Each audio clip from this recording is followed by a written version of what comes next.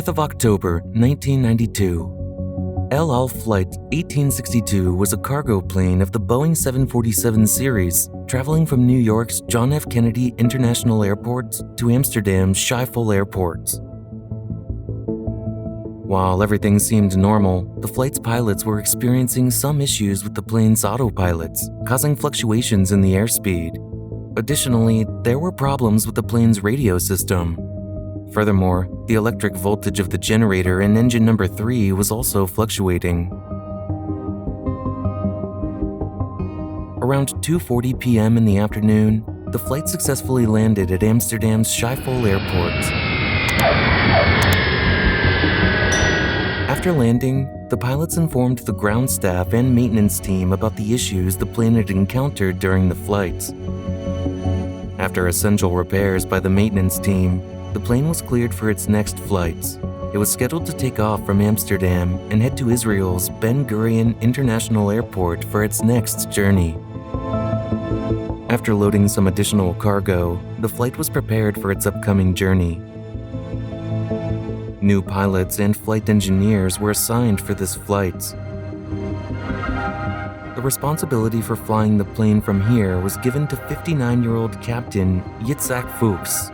Captain Yitzhak Fuchs had been working with Israel Airlines for the past 28 years, accumulating 25,000 hours of flying experience in his career. He was accompanied by 32-year-old First Officer Arnon Ohad, who had joined Israel Airlines just 10 months ago, and 61-year-old Flight Engineer Gedalia Sofer, who had been working with Israel Airlines for the past 37 years. In the cockpits, alongside the pilot and flight engineer, there was also a 23-year-old employee of the Israeli airline named Anat Solomon.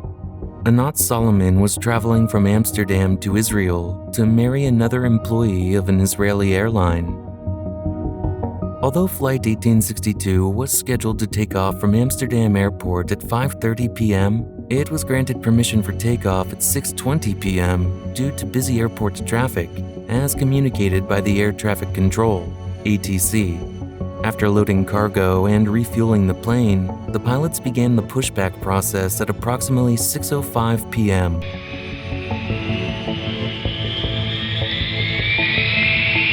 With a cargo of 338.3 metric tons, Flight 1862 began its takeoff roll from runway 01L at approximately 6:21 p.m. in the evening. First Officer Arnon Ohad was piloting the plane, while the captain was responsible for monitoring other important systems and flight monitors. The flight took off from Amsterdam Airport at 6:22 p.m.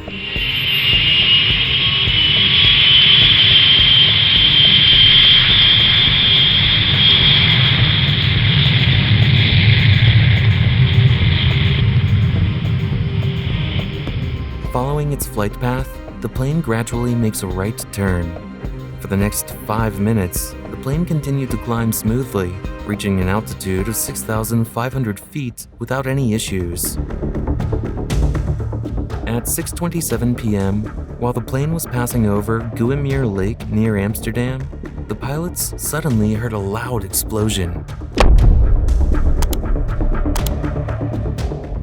An engine on the right wing broke away from the plane with a sudden jolt, and the broken engine collided with the other engine in the air, causing the second engine to also break away from the plane.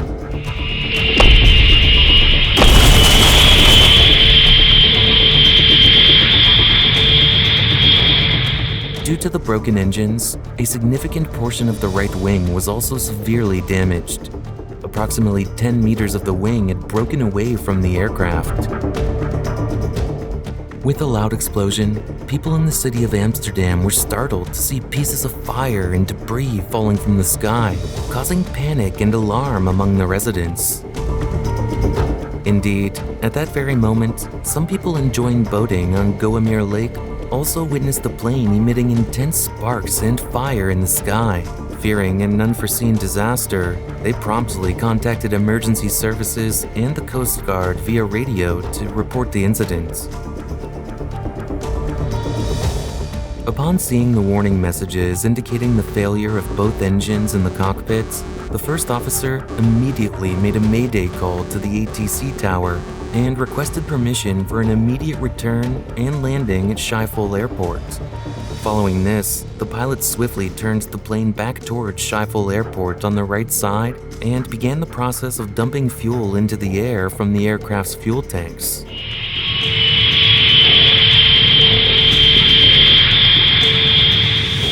As soon as the Mayday emergency call was received, the ATC tower also immediately cleared all the planes flying in the vicinity of the airports and cleared the entire air route to ensure that Flight 1862 could easily make an emergency landing. The ATC controller tried to contact the pilot again to inquire about the issue with the plane so that emergency services at the airport could be prepared accordingly. The pilot informed the ATC controller about the fire in engine number 3. Up until this point, neither the pilot nor the ATC controller had any accurate information about the plane's condition, and they couldn't grasp the extent of the damage the plane had suffered. Although the cockpit dashboard's warning messages led the pilot to believe that both engines were not functioning, they had no idea that a significant portion of the wing had also broken away from the plane, along with the two engines. Moreover, due to the design of the Boeing 747, it was extremely challenging for the pilot to visually inspect the engines from the cockpits. They could somewhat see the engine located on the outer side of the wing, but it was nearly impossible to see the engine located on the inner side of the wing. While continuously communicating with the ATC tower, the pilot was guiding the plane back towards Schiphol Airport. The pilot requested permission to land on runway 27 from the ATC, and after that, the ATC controller instructed them to contact approach ATC. Since the plane was still flying at an altitude of 5,000 feet and the airport was only 7 miles away, it couldn't land directly at the airport. Therefore, the ATC controller instructed the pilot to make a right turn over the city of Amsterdam while descending, so that the plane could reduce its altitude and prepare for landing on runway. During the landing, the pilot extended the flaps to control the plane's speed and altitude. Since the inboard trailing edge flaps were connected to the hydraulic system of engine number 1, which was still functioning, they extended properly. However, the outboard trailing edge flaps were connected to the hydraulic system of engine number 4, which had failed, causing them not to extend. Additionally, only the leading edge flaps on the left wing extended because a significant portion of the right wing was damaged, preventing the extension of its leading edge flaps. Due to the flaps not functioning correctly, it was becoming increasingly difficult for the pilot to control the plane's direction. The pilot also informed the ATC controller about this problem. Due to both engines on the right side failing and the flaps not working, the left side wing was generating more lift than the right side wing. As a result, the plane began to tilt rapidly towards the right side. To control the plane's sinking speed, the pilot tried to increase the power of the left side engine, causing the plane to tilt even more rapidly towards the right side. The pilot was continuously trying to turn the plane to the left, but the plane was uncontrollably tilting towards the right side at a high speed.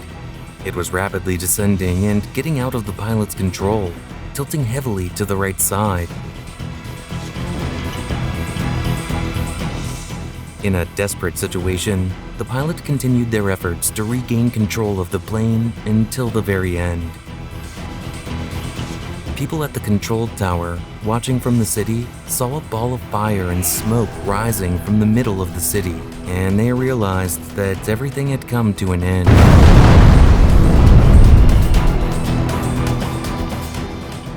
The plane crashed amidst the tall buildings of the city of Amsterdam.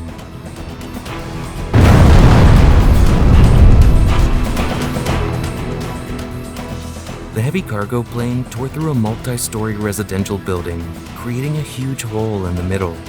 The impact was so severe that all the flats within a 120-meter radius of the 10-story building were destroyed.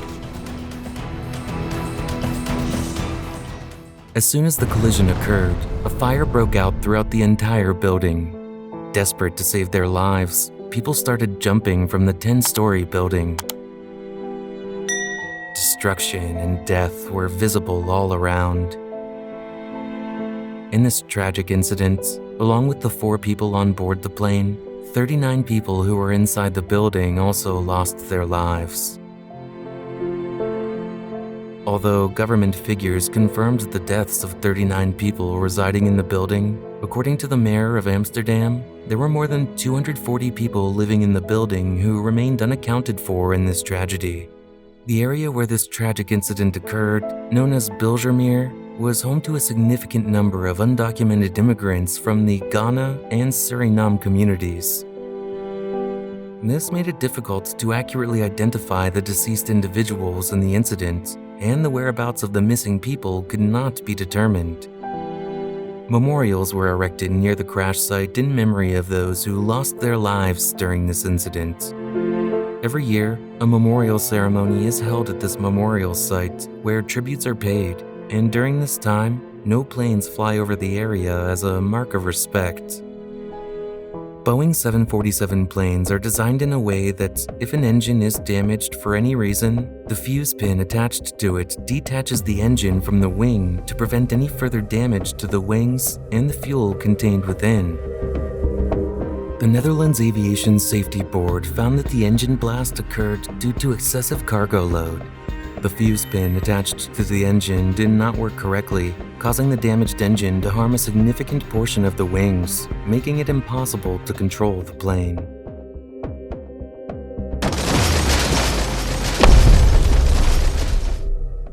If you liked our video, please encourage us by clicking on the like and subscribe buttons. We are really grateful to you for your kind cooperation. Thanks a lot.